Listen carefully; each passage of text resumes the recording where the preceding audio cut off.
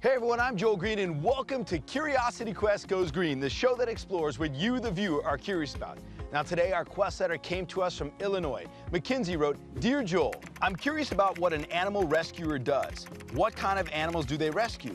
Are there different types of animal rescues for different types of animals?" Well, Mackenzie, great questions. Because of you, we're in Scottsdale, Arizona, home of a very unique rescue known as the Phoenix Herpetological Society. So let's begin today's Curiosity Quest Goes Green.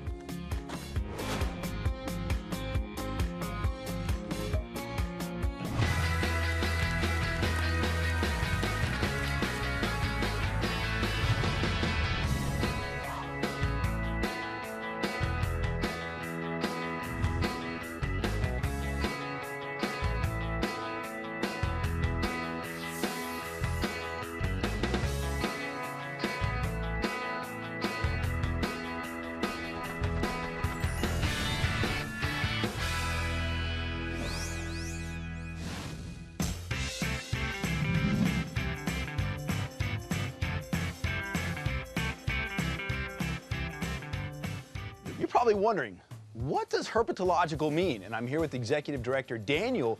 Daniel, first question, what does herpetological mean? Herpetological means the study of reptiles and amphibians, and that's what we have here, a lot of all of that. So tell me a little bit about the Phoenix Herpetological Society. It was put together in the year 2000, late 2000, and what we had here in Arizona was a lot of people bringing in animals. Sometimes they were illegal, sometimes they were unwanted pets, and there was no place for them to go. And they were being basically euthanized or destroyed, unfortunately, because there was no holding facility, things that weren't native to the desert. So we wanted to do something to help out. We have this 2.5 acre property here. I've been here since I was a young kid, and I've always loved reptiles, so I wanted to do something to help out. And a couple of us got together and we formed this organization. And so we are a full functioning sanctuary, we're a full functioning zoo, and we're also an educational center, and we do a lot of things here with kids. When you pull up, there's gates you have to go through to get here.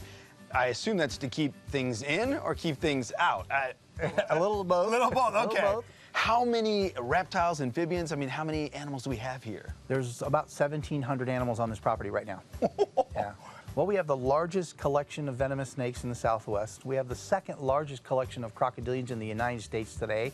And I don't know of any place that has this many reptiles. I mean, conventional zoos have a few of this and a few of that. But because our specialty is reptiles, of course, we have a lot of them. Okay, Daniel, I know people out there are thinking the exact same thing. Honestly, have you ever been bitten by a venomous snake? I have not been bitten by a venomous snake, but I have been bitten by other things.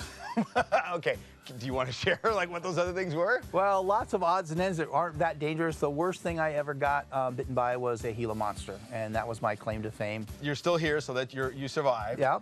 What are we going to go do first? I think what we'll do is we'll take you around and we're going to go show you like we would normally show any other group or any person that's here. We're going to kind of start and show you the routine, and we'll show you all the animals on the property if you like. All right, let's go.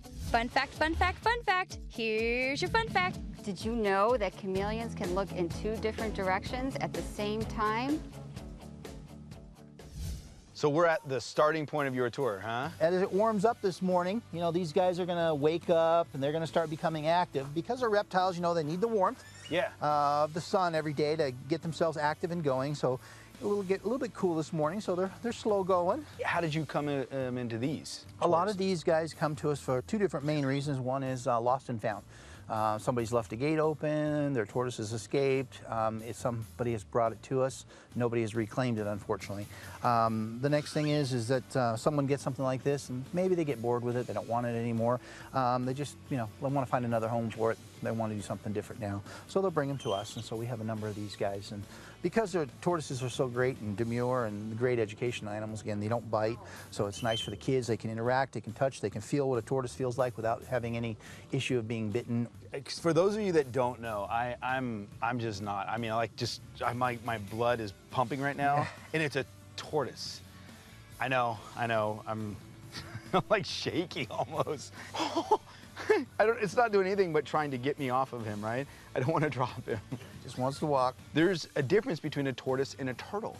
Absolutely, big difference. The shape of their legs is very important. Obviously, these guys are designed to walk on land, as where turtles have a more flipper-like foot, the webbing in between the toes. But the biggest thing is their diet. A turtle, again, is a carnivorous animal eating meat, and a tortoise is a herbivore. It eats plants. What is the difference between a turtle and a tortoise? Well, one actually lives in water, one lives on land, and tortoise actually is the one on land. Have different shells. A turtle likes land and the tortoise likes water. A tortoise lives on land and a turtle lives in water but can survive on land too. The turtle lives in water and the tortoise lives in the desert. What are we looking at here, Daniel? Well, we got all throughout here, we have monitor lizards that are found throughout Australia. And this is one that's got up this morning already, and it's, again, early. But what you'll notice is he's out in the sun, and he's laying on those nice warm rocks. The sun's peeking through the window right there, and he wants to warm up his body. So this is a daily occurrence. Now, when you say from Australia, again, I'm thinking, well, how do we have it here in Arizona? Well, again, you have to realize you have to go back when you talk about that, how did they get here? And a lot of times you have to go back 30, 40 years when there was no federal restrictions on wildlife being taken from their natural habitat. And back 30, 40 years ago, people were basically going in these countries and poaching these animals, and they were bringing back to other parts of the world for the sale and the trade value of them. So these may be many descendants of originals that were back here many, many years earlier, the parents were, and these are some of their offspring. And this is what, they're still out there today. And these, again, come to us because somebody has purchased them in one of these reptile shows or some kind of event that's been in their town, and maybe it's gotten too big, maybe they've gotten bitten by it, they're getting scared from it, or they just can't take care of it anymore. So they'll call us up and we'll rescue these kind of things all the time. Okay, so we posted on Facebook last night, we knew we were going to be out here today. We asked people to give me some questions to ask. So we had several people ask the question, do lizards sleep? So before you answer that, you tell us, do lizards sleep?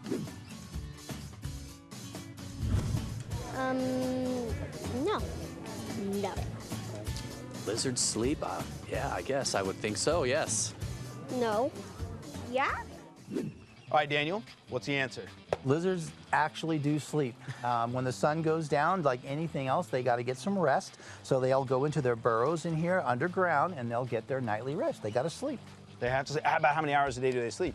It's really going to be based on the weather. With reptiles, it's not like you and I. We don't go to bed at 9 o'clock and get up at 5 or whatever, and we don't have a regiment. Like they don't have a regiment like that. With reptiles, it's going to be based on the weather. Okay, he's not going to wake up until the sun and the environment around him starts to reaching warmer temperatures.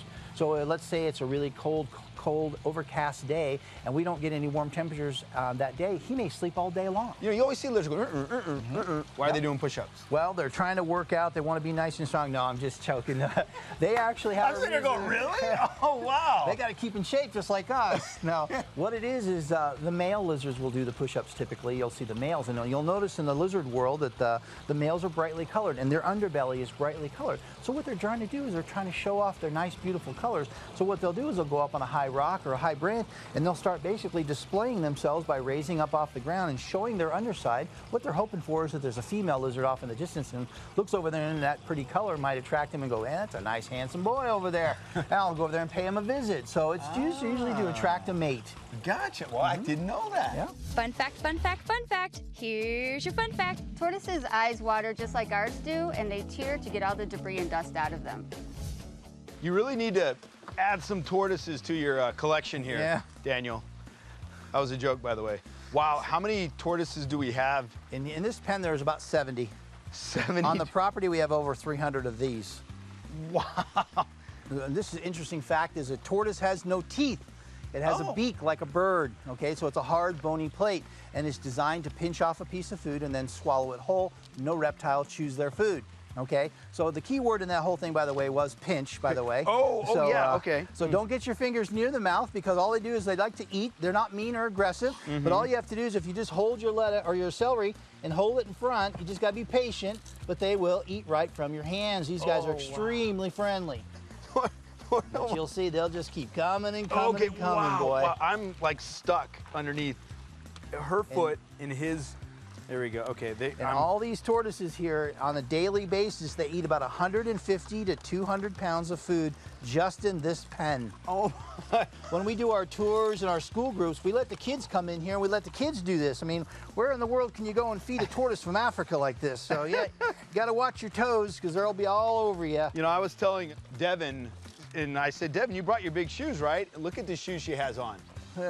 Flats, pink flats. Yeah, pink flats. Now that might look like a strawberry to a tortoise, so you got to keep your eyes open for them. Daniel, why are some of the shells different on these tortoises? Well, there's a couple things going on here, actually. I mean, occasionally, for example, this one on the top here that has kind of a yellowish color to it and kind of looks a little distorted and stuff like that. Sometimes animals in the wild get caught in fires, brush fires, so their shells actually get burnt.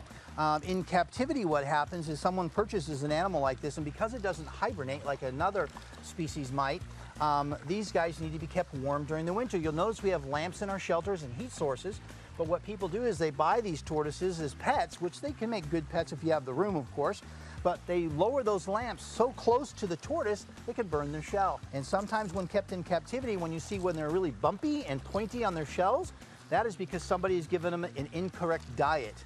You'll see the shells look very pointed. It's called pyramiding. And when the shell gets pyramided, it means that their diet is incorrect. Wow.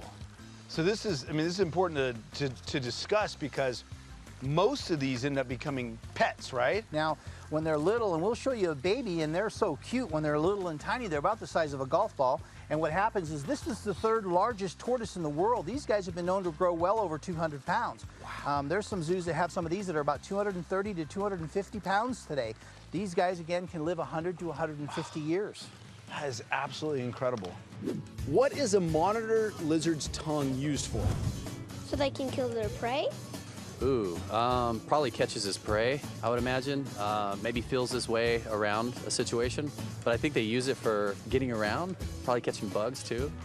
To smell things out and to send its body a warning. To get bugs? For sensing when other predators come, I guess. We're going into He their said home. follow him. Uh-oh. This is pretty intimidating. Do we close where are you going? The first gate's okay. There's nothing in there at the moment. Okay, there's nothing in here. So come on in here. And we're going to wake him up this morning. Hey, big boy. Yeah. Time to get up. Time to get up. Oh my goodness. Come on, big boy. That's an alligator. What are you talking about, lizard? This is Rowdy. Yeah. He's our lizard mascot. He's the one we take to all the schools because he's such a good boy. I'm big boy. You're big boy. So the biggest thing with monitor lizards is that their main line of defense is their tail. Okay, they have a very bony, very muscular tail. They use that as their weapon or their defense. Okay, so in the wild, when you get too close to a big monitor lizard, they're going to take that tail and they're going to hit you with it, and they're going to try to smack you. And they actually, a large one of these can actually break a man's ankle. These have been recorded up to 9 feet long, weighing 125 pounds in the wild. So you can imagine a big, giant tail with 125 pounds of lizard moving it behind you could do some damage. If it doesn't give you a big welt, it could do some more damage than that. Yeah. But this was something that was purchased by a young boy as a baby in the pet industry, of course, and it got to be too big for him, and he had no place to house it. So he donated it to us, and it came to us, and we worked with him, and now we take him out to the schools, and we use him for education. Let me ask you this, regarding his tongue, why is his tongue so long, and what is he doing when he's doing that? The difference between a monitor lizard and like an iguana type lizard is that the monitor lizard uses their tongue to smell.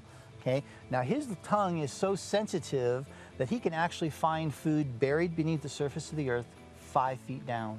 Okay? And in distances, he could travel up to 5 miles away. If there was a landfill nearby or something in the wild, he's from Southeast Asia, he's from the island of Sumatra. Now there they might have a landfill or an area where they dump garbage out, and in that area obviously going to be rodents and rotting garbage and things, but that all puts scent up in the air, and as that scent travels in the air, he puts out his tongue basically, and scent particles will land on that tongue, pulls it into his mouth, and on the roof of his mouth he's got a Jacobson's organ. Basically for a reptile, that's a miniature computer. And what they do is they take that scent particle that they've brought into their mouth. Now he has a forked tongue, so he smells in stereo. So now when he sticks out his tongue, if he sticks out his tongue and the scent on the right side of the tongue is more powerful than the left side, he knows that the smell is coming from that direction, so he'll steer himself that way. Now, is that typical of all monitor lizards or all lizards? All monitor lizards. All monitor Iguana lizards, okay. lizards have a more fleshy, human-like tongue that they use to taste with. Okay. His tongue is not used for taste, it's used for smell. When you hear the words venomous, what do you think of? Snakes. Poison. Some animal or reptile that's poisonous. I think of something trying to protect itself by letting go of its venom to another predator. I'm here with Nate outside of venomous animals room. When I think of venomous, I think of poisonous. Is that correct? It is not, actually. A lot of times you'll hear people use the word poisonous, or, you know, and for not only the lizards like Dan told you about, but for snakes in general. And a lot of times on TV as well, they'll label them as a poisonous animal, but it's not exactly true. Both poison and venom are under the branch of toxins. They're both a toxin, but they work very differently. Whereas poison, you could put it on your skin. If you take a drink of it or something like this, it can make you very sick. Whereas venom, literally, unless you had a very rare allergy, you could put that on your skin, you could drink it, and as long as you don't have any open wounds where it could enter the bloodstream, then you're perfectly fine. Wow. So it has to be actually injected directly into the bloodstream to do any harm. That's why there is actually not a poisonous snake on the face of the earth. They're venomous. I'm following you. All right.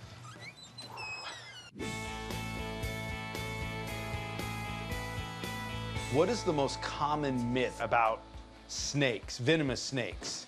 I mean, the list is a mile long, I'll be honest with you. The main thing that I hear is, you know, I saw a rattlesnake once and it chased me, okay? Okay. Or I saw this type of snake before and it chased me.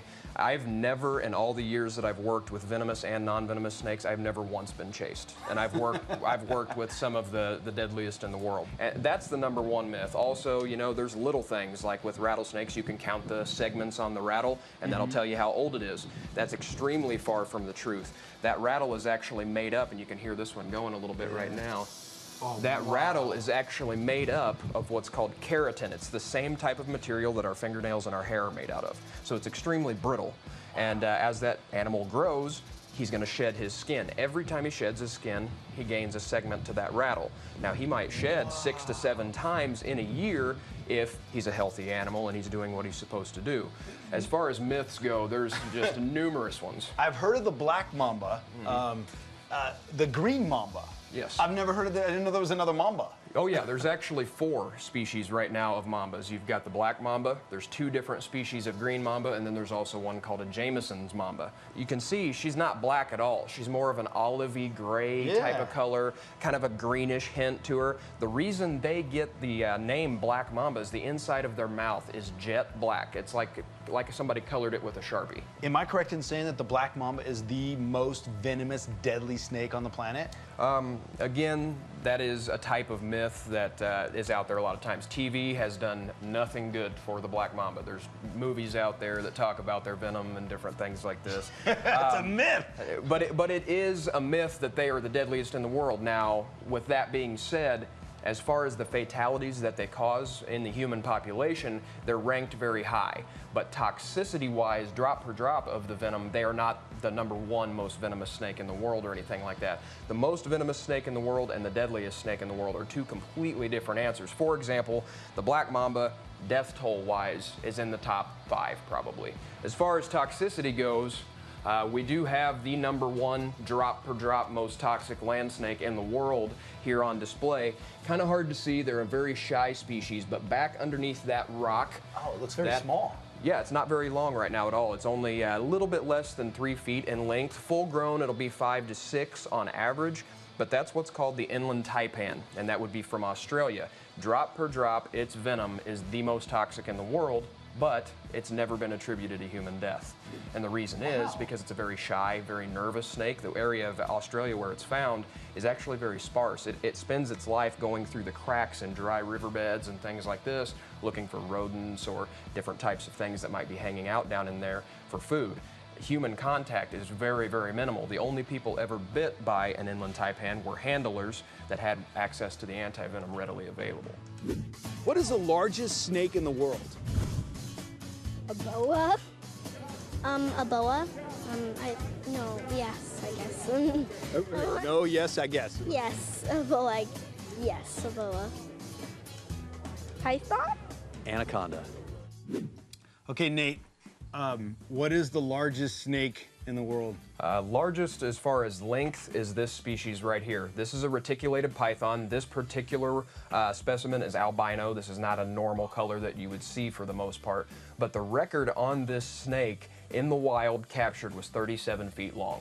And even at that length, probably wasn't this thick, okay? In captivity, you know, they're getting fed a little bit better than they would in the wild. So this one here is 18 feet long, and she's 240 pounds. Oh my goodness. As you see right here, these snakes, a lot of times, again, in the public eye, you hear about giant pythons or something like this. You get a very negative image of it, okay? Because a lot of people will say, well, did you hear about that guy that got attacked by his pet python? Well, here I am, and this, I'll be honest with you, she doesn't have the greatest personality. This is not one that I would ever let kids touch or anything like that. But as you see, she's not attacking me, you know? That right there, that little touch, she's just giving us a little nudge like, hey, you know, don't touch me. Don't touch, okay. Right, but as you see, she's not attacking. She knows that we're not food. She knows I'm not gonna hurt her. As long as I'm not touching her and bothering her, she's letting out a little bit of a gentle hiss there, just letting us know, hey, you know, I'm here and I'm big, so I'll do whatever I have to do. This thing is so thick. I mean, like, by the way, you notice that Nate's like got the glass open right here, and I don't, so. Yeah, just giving you a little bit of extra there just in case, you know. Like I said, I wouldn't ever label her as a mean snake or as an aggressive snake, but she doesn't really like to be, you know, touched or moved or anything. So I'm giving her her respect, she's gonna give me mine. Now this, like I said. Well, you're just going in, okay. Yeah, just going right in there, okay. Yeah, oh my goodness. Oh my goodness. Get a little closer look if you want.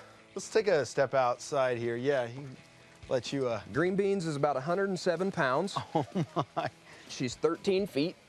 Oh my gosh. And as you can see, she didn't try to wrap me up. She didn't try to constrict me or anything like this. Yeah. This is, again, not a snake I would ever recommend for a pet owner or anything like this. These are advanced keepers only. Absolutely. But you feel the scalation on her is much smoother than some of the other snake species you see. On a green anaconda, the nostrils and the eyeballs sit much higher on top of the head. That's because they're highly aquatic. So as they're swimming through their native land and doing the things that they need to do, they can keep those eyeballs and nostrils on the top of the water so they can breathe and see a little bit easier. Now, even though you look at her and she's this just big, you know, very round, very heavy shape, in the water, these things are as graceful as you could ever imagine. I mean, they literally swim like fish. They are absolutely amazing at not only getting prey underneath the water, but swimming and living in that type of setting.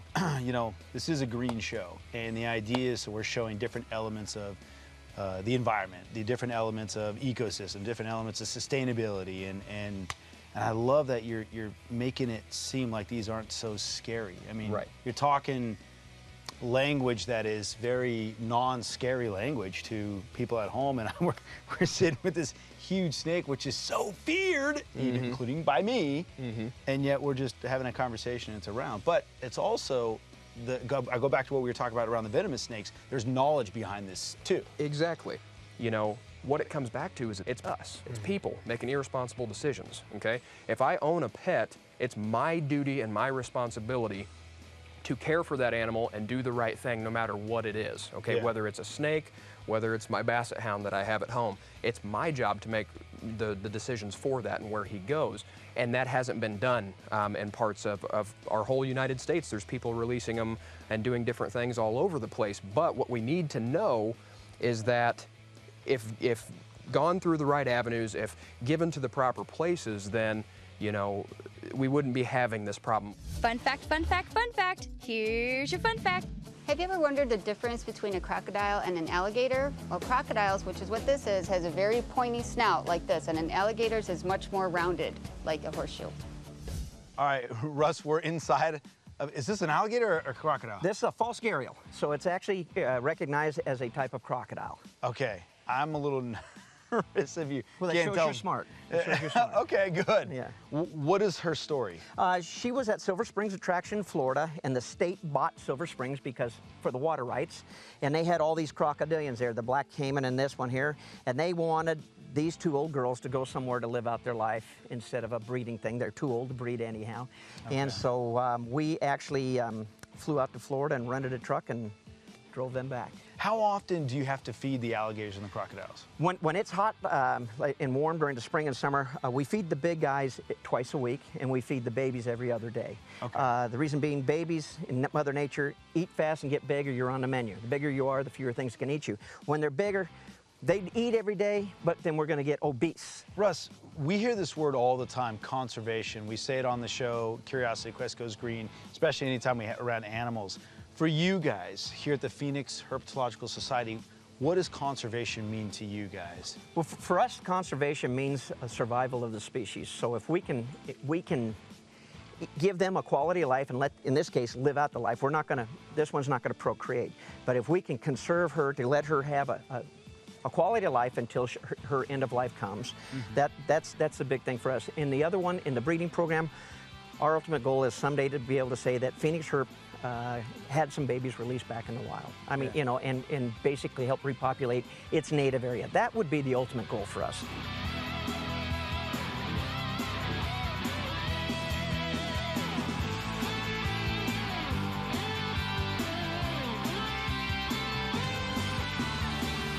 All right, I want to thank Nate, Daniel, and Russ, and everyone out here at Phoenix Herpetological Society. And I especially want to thank you, Mackenzie, for sending us on today's Curiosity Quest Goes Green. Now, if there's something you want to know more about, let me hear from you. Go to curiosityquest.org, click on the Send Us on a Quest link, and simply tell me what you're curious about. And it could be you that sent us on our next amazing journey. And remember, this is our planet. It's our responsibility to take care of it.